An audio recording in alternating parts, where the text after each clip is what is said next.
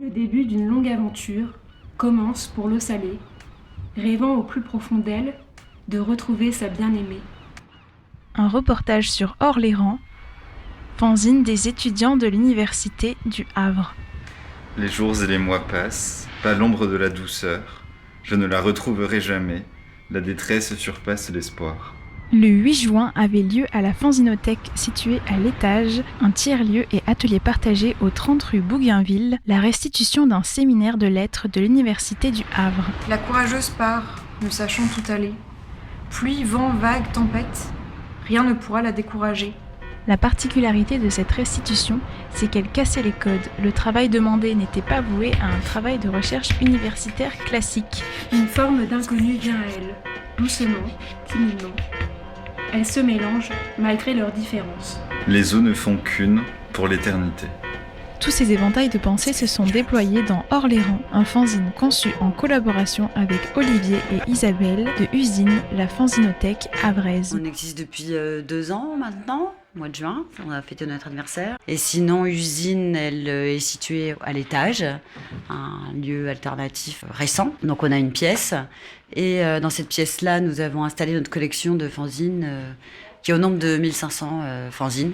Et au démarrage, on en avait 300, donc la collection s'est bien étoffée. Alors oui, on a des fanzines du Havre, bien entendu, mais on a des fanzines un petit peu partout en France et même de l'étranger en fait. Donc on a des choses qui viennent un petit peu partout. On a fait le choix de pas se restreindre au niveau des provenances ni des genres de fanzines, c'est-à-dire on a autant des fanzines qui peuvent parler de musique, de cinéma, de politique, de logement, d'art, etc.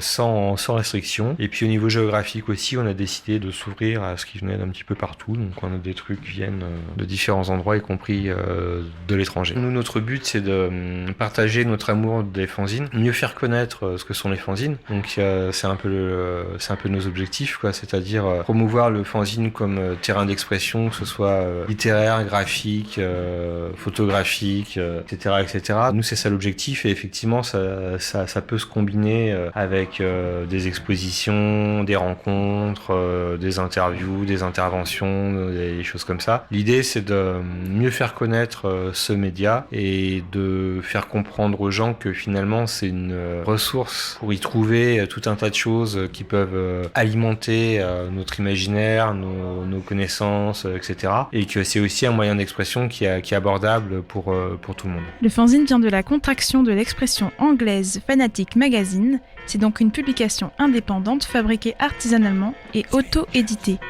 En soi, un magazine créé par des fans. À la différence d'un magazine standard, il échappe au caractère marchand des circuits de distribution traditionnels. Il est souvent gratuit ou de prix modeste, ne revient pas très cher à la fabrication et n'a pas besoin de publicité. Le nombre d'exemplaires est souvent limité car il est fabriqué à la main. Il n'est pas créé dans l'optique d'être rentable, mais de créer librement dans ce format léger qui laisse libre cours à la fantaisie. Capricorne. Capricorne? More like capricieux. À force de suivre sans vergogne les conseils de Lena Situation, vous ratez votre morning routine. Mocha double chai citron? Quel est ce régime alimentaire? Plus égal, plus de problème. Vous aimez trop l'argent. Il faut sachez rester modeste. Si le fanzine est si vivant dans les milieux alternatifs ou les communautés DIY, c'est parce qu'il répond au besoin de créer librement, d'être indépendant et d'échapper à toute forme de censure et de conformisme. Je veux réveiller le pont qui est en moi, réveiller le stupide pong. Je veux réveiller le pont qui est en moi, faire péter le queue, paye ton pont, fais péter le pont. Poisson, vous naviguez dans des eaux troubles. Vous barbotez dans les pédiluves comme une feuille morte dans les bassins publics. Vous êtes payé pour remplir les piscines de France avec vos larmes et tout le monde redoute l'inondation. Imaginez qu'une professeure d'université comme Sonia Anton propose à ses élèves de créer des fanzines dans le cadre de ses cours. C'est un fanzine qui est destiné aux étudiants de lettres de l'université, parce qu'en fait les étudiants de L1, L2 et L3 ont 1h30 d'atelier d'écriture.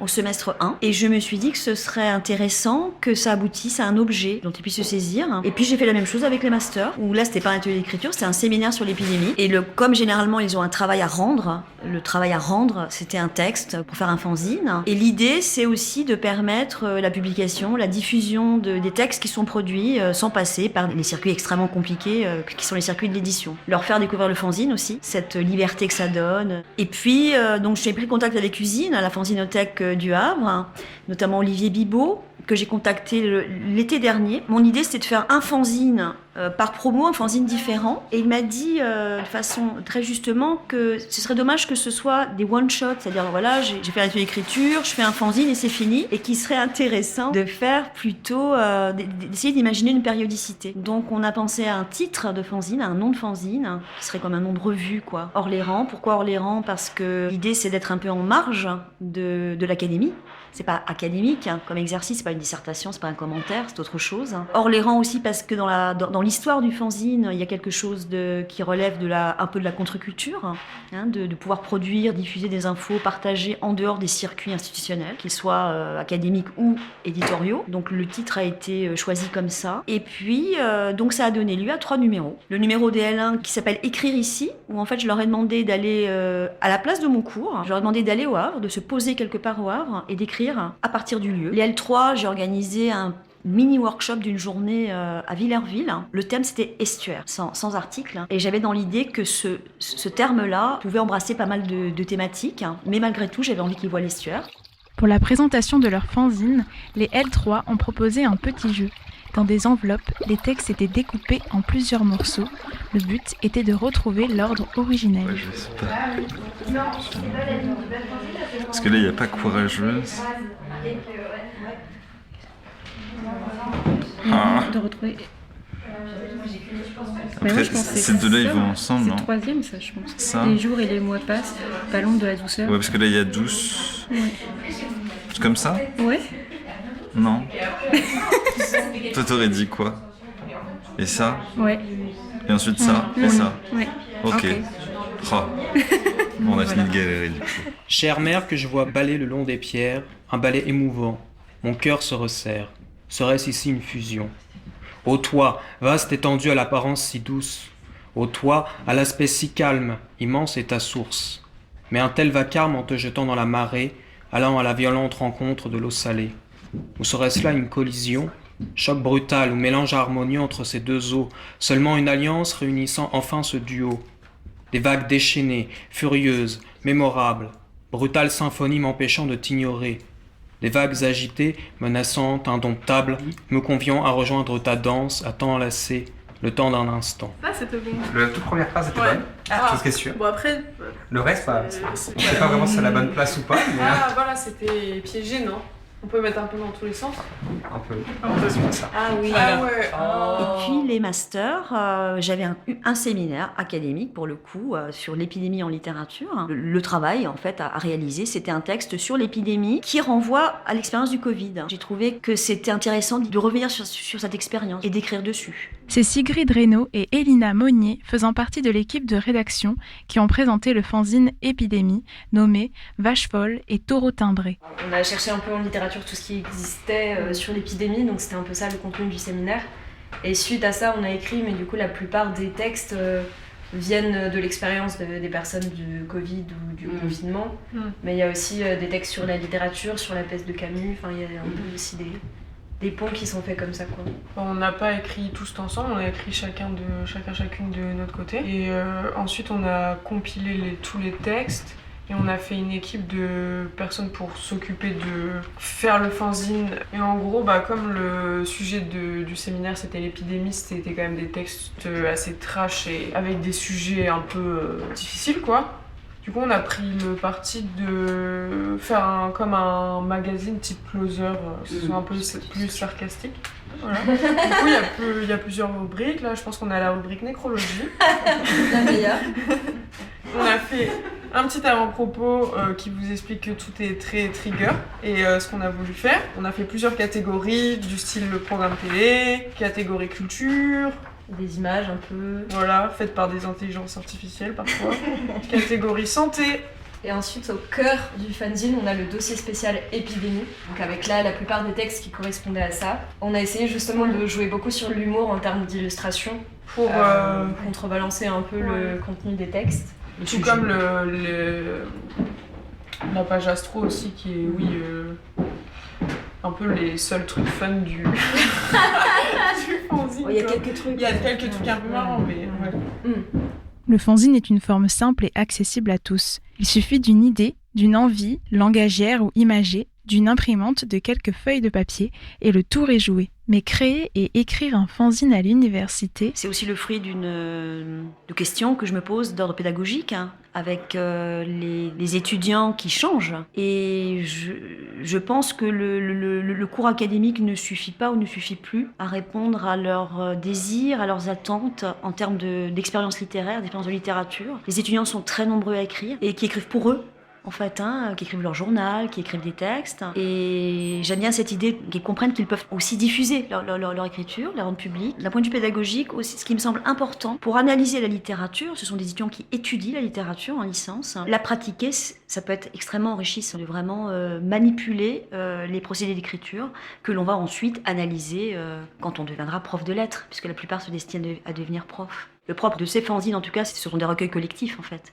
Donc on a de tout, très peu de contraintes. Donc oui, ça permet d'accueillir aussi une très grande diversité de formes, d'imaginaires, de thématiques, de désirs, d'envies, sans jugement, quoi. Parce qu'il y a beaucoup qui n'osaient pas. Oui, je suis pas écrivain, je suis pas écrire. Et là, je crois que le fanzine, ça les met à l'aise aussi. C'est un objet...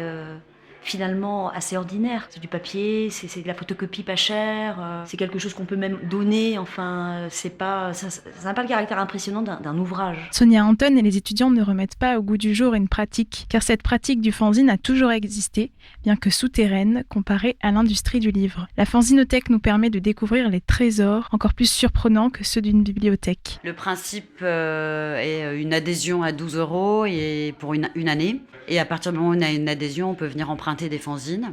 Et si on n'a pas d'adhésion, on peut quand même venir bouquiner des fanzines. Et on a une permanence le mercredi de 17h30 à 19h. Et sinon, on crée régulièrement des événements comme on a pu voir aujourd'hui. Vous avez pu notamment retrouver Usine dans les cabanes de plage à l'occasion du Festival Grave le week-end du 1 et 2 juillet. Et prochainement, pour faire rimer farniente avec fanzine, retrouvez Usine non pas au Havre, mais à Poitiers, pour la 3e université d'été du fanzine, à Confort Moderne, la Fanzinothèque Poitevine.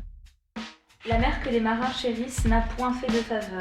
À Poséidon, Tétis, Rhodé, et aux nymphes, je m'en remets. Bélier, vous foncez partout, et surtout dans le tas. Comme une imbécile. Les marais de mon cœur verdissent au rythme de ton rire moqueur. Un jour, le boulanger vous a dit que votre tête vous servait à séparer vos 2 oreilles. Vous n'avez pas trop compris, et vous vous êtes senti insulté. Il y a le point de départ et l'arrivée, la naissance et la mort. Taureau, ou cheval. Vous avez une corne plus petite que l'autre, ce qui fait rire tout le troupeau. Même si ce n'est pas la taille qui compte, on s'entend. La naissance est un événement joyeux, rempli de douceur et d'amour, entouré par la sécurité de nos parents. Comme l'on ne distingue pas vos pupilles, personne ne s'est jamais rendu compte que vous bouchez. Vous êtes bigleux. Pensez également à cesser vos cabrioles. Personne ne s'intéresse à vos muscles fessiers.